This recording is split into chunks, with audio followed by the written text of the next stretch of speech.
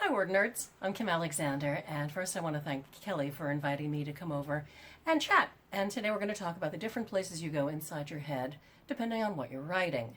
And in my case, it's going to be writing for the radio as opposed to what we novelists like to call a long-ass fantasy novel.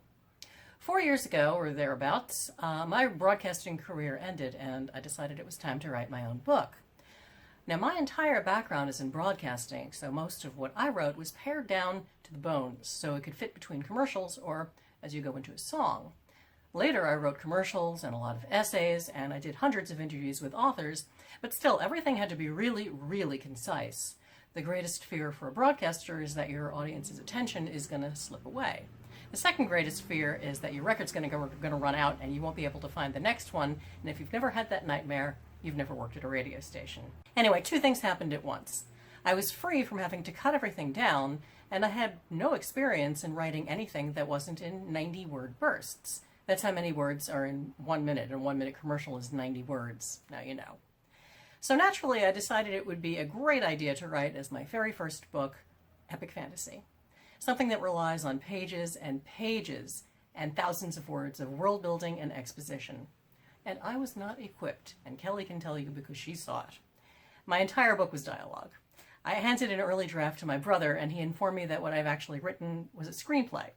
It was just a lot of people standing around in a white room with no furniture, no food, no clothing, no decorations. I had to unlearn the lessons of about 800 years of being on the radio and slow down. Onion agrees with me. Ultimately, I approached the two worlds that I created, Eris, the demon homeworld, and Mystra, the human city, like an anthropologist. What are these people wearing? What kind of jewelry do they wear? What's their stand-in for alcohol? What's considered in poor taste, and what is absolutely required? If they have wings, and my demon characters do have wings, why would they have the doors of their buildings on the ground floor? If the ruling family is a dynastic monarchy, what if the heir is unwilling or unable to take the throne? So there were a lot of what-ifs during the rewrites of the Sand Prince, of which there were quite a few. And once I figured out what questions to ask, world building turned out to be a lot of fun.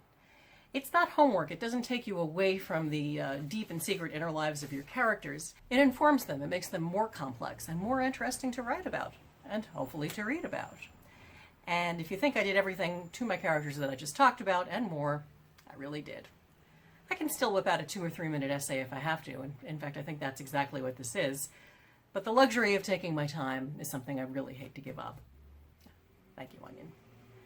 If you'd like to visit the Demon Kingdom, that's Lilu. Onion and Lilu are co-contributors to everything that I write. If you'd like to visit the Demon Kingdom of Eris, or its human counterpart city of Mystra, my book, The Demon Door series, which begins with the Sand Prince, is available now on Amazon.